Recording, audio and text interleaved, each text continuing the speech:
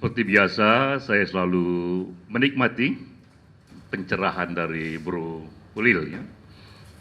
Tadi tentang topik yang saya kira penting, terutama menghadapi Pilkada DKI.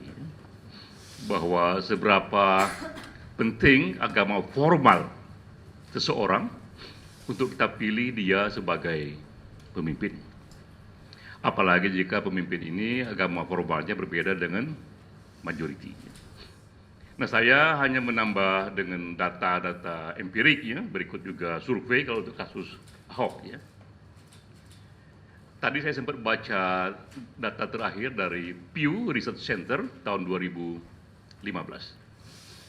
Bagaimana ternyata per hari ini itu masih ada 30 negara yang menjadikan agama formal seorang pemimpin sebagai syarat agar dia bisa menjadi pimpinan di negara itu. Mungkin ini yang tadi Ulil bilang, the highest authority dari political power di daerah itu. Ya. Kalau dia agama formal tidak demikian, dia secara konstitusional dilarang. Ya. Contohnya adalah untuk Lebanon itu syaratnya dia harus Kristen. Ya. Kalau tidak bisa Kristen, nggak bisa dia menjadi calon presiden. Di Thailand syaratnya dia harus Buddha. Kalau tidak Buddha, sejak awal sudah tak bisa dia menjadi pimpinan negara, Perdana Menteri, sampai hari ini. Kalau di negara-negara Islam, Afghanistan, Iran, ya per hari ini clear ya, bahwa memang itu pun juga menjadi syaratnya, dia harus secara formal beragama Islam. Nah, di Indonesia, tak ada merujuk pada agama tertentu, tapi merujuknya pada agama-agama yang diakui oleh negara ya, yang disebut Pancasila itu, bahwa dia minimal bertuhan yang Maha Esa. Bahkan ada juga negara-negara yang secara khusus malah melarang kepala negaranya itu jika dia pemuka agama. Tidak ada negara yang mensyaratkan dia harus secara formal beragama demikian. Ada negara yang justru melarang jika dia pemuka agama. Ya. Itu di negara Amerika Latin seperti Honduras. Ya. Jadi per hari ini ada 30 negara, per total seluruh jumlah negara berarti 30% kira-kira, 15%. Sekarang jumlah negara kita 200 negara, masih ada 15 negara per hari ini yang menjadikan agama formal seseorang sebagai syarat konstitusi untuk dipilih sebagai pemimpin. Jika itu nggak lewat ya sebagai pemimpin ya. Tapi yang jauh lebih banyak lagi di negara yang tak ada syarat legal itu, namun secara budaya masih ada pengaruhnya. Bahkan di Amerika Serikat. Ya.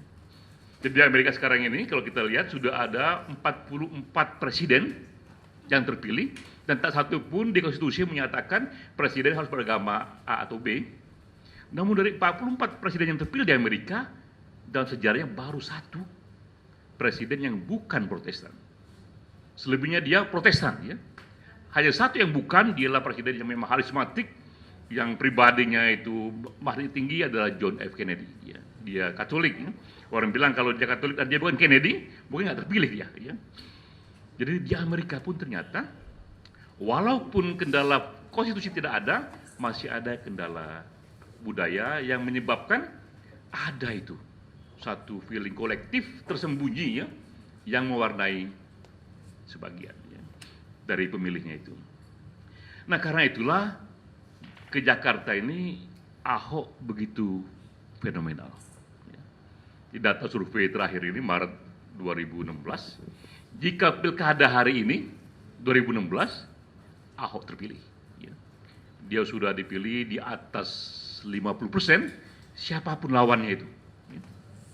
Siapapun lawannya 5 calon, 6 calon, 2 calon, 3 di atas 50%, termasuk Haji Lulung ya. Bahkan jika dilawankan pada Prabowo sekalipun, ya, dia sudah di atas 50%. Nah ini menjadi menarik karena Ahok ini bukan sekedar minoritas, tapi triple minority. Ya. Dia etniknya minoritas, agamanya minoritas, dan juga dia pendatang minoritas juga itu ya. Dia triple minority tapi luar biasa sudah mencapai di atas 50%. Jika pilkada hari ini dia terpilih, tapi pilkada tidak hari ini.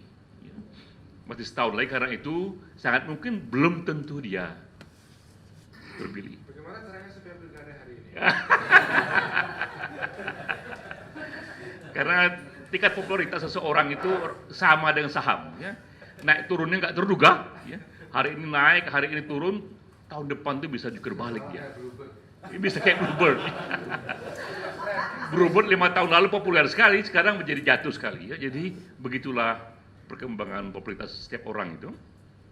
Nah, Ahok tahun 2016 jauh lebih kuat ketimbang Fauzi Bowo di tahun 2012. Ya. Karena orang tidak hanya memilih dia di atas 50%, tapi puas pada kinerjanya di atas 70%.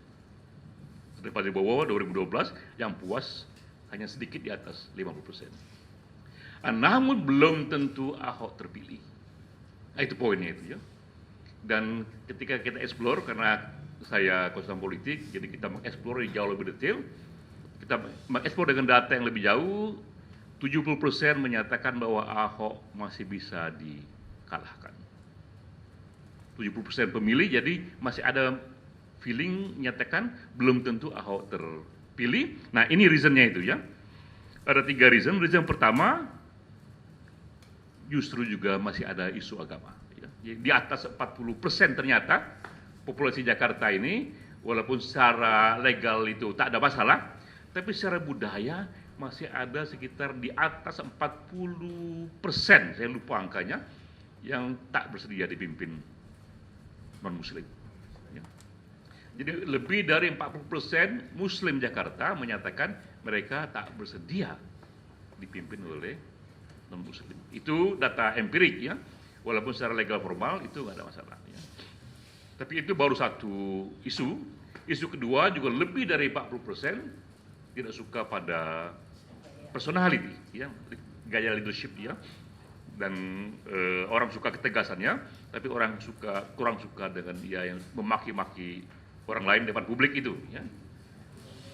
Dan di atas 40% juga ada juga yang mengkritik tak suka pada kebijakan publiknya ya. Apa yang tidak disukai antara lain misalnya dianggap Ahok begitu tegas dengan orang-orang yang dianggap orang kecil gitu. Kalau penggusuran itu nggak ada yang bisa menghalangi dia itu, tapi dia dianggap lunak kepada reklamasi pantai ya. Pantai Jakarta ini yang dia terus lakukan, yang sebagian LSM menyatakan akan ada 2-3 pulau tenggelam itu jika reklamasi itu diteruskan, tapi Ahok juga terus saja ya, sehingga akhirnya sebagai LSM juga membawa kasus ini kepada pengadilan. Ya. Jadi ada isu publik juga yang membuat dia lemah, bahwa dia dianggap keras pada kalangan kecil, tapi kepada kalangan Taipan dia agak melemah. Ya.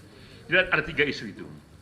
Nah karena itulah kenapa Pilkada Jakarta menarik, karena sesuai dengan tadi yang dikatakan Ulil, jika nanti Ahok terpilih, berarti ini ada sebuah revolusi dalam masyarakat Indonesia, bahwa sudah ada bukti bahwa majoriti Muslim secara sukarela memilih pemimpin yang non-Muslim jika kinerjanya bagus seperti Ahok, dan agama menjadi non-isu. Ya. Dan itu sebuah revolusi. Ya. Karena apa yang terjadi di Jakarta pada waktu akan terjadi juga di daerah lain. Ya. Jadi kalau Ahok terpilih, pastilah itu karena isu agama sudah menjadi non-faktor.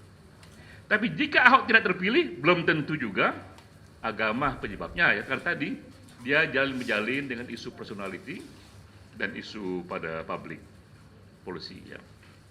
Jadi itu tadi yang saya coba tangkapi dari Bro Ulil, bahwa tidak saja di era sejak Nabi 1400 tahun yang lalu masalah agama formal tokoh itu menjadi isu, per hari ini pun masih menjadi isu ya.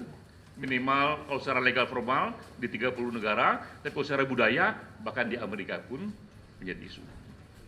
Nah kedua, yang tadi Bro Ulil katakan bahwa sebenarnya dalam norma Islam itu kriteria rekod secara moral baik itu harus juga menjadi ukuran, dan dalam sejarah Islam itu tak dipenuhi, apalagi dalam sejarah demokrasi sekarang. Jadi mekanisme demokrasi yang kita punya sekarang ini ada kelemahan yang mau tidak mau, itulah yang menjadi hukum besinya, bahwa mereka yang populer walaupun moralnya tak kompeten, walaupun ada problem secara moral, lebih mungkin terpilih daripada mereka yang bermoral, mereka yang kompeten tapi tidak populer. Jadi itu hukum besinya, karena pemilih tidak mungkin memilih orang yang tidak dikenal, ya. Walaupun dia tokoh yang kompeten bermoral, kalau dia tidak dikenal akan dipilih oleh pemilih, ya. Dan pemilih lebih memilih artis kemudian, ya, yang mungkin tidak kompeten, ada juga yang kompeten, ya.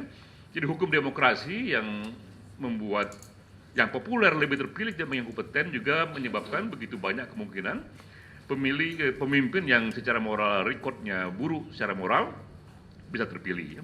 Karena itu per tahun 2013 Mendagri Gamawan Fauzi menyatakan sudah ada 291 kepala daerah menjadi tersangka korupsi, ya.